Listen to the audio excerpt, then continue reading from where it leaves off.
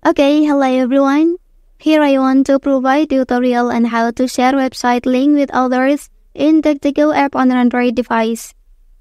Well, knowing how to share website links with others in this application allows you to easily share interesting or relevant content with friends, family, or colleagues. Whether you want to send an article, a product page, or a news story, the ability to share links directly from the browser streamlines the process and facilitates communication. So let's go to the tutorial. Okay, first thing first, open DuckDuckGo application. Well, so in this main page, you can open any website you want to share with your friends or colleagues.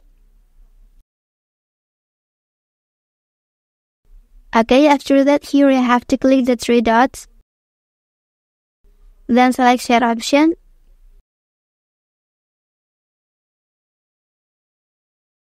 And here you have all ready to share it with others via the social media applications below.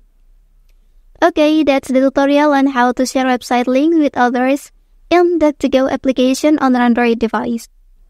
If you are helped by this video, don't forget to like and subscribe to get other information from this channel. Thank you.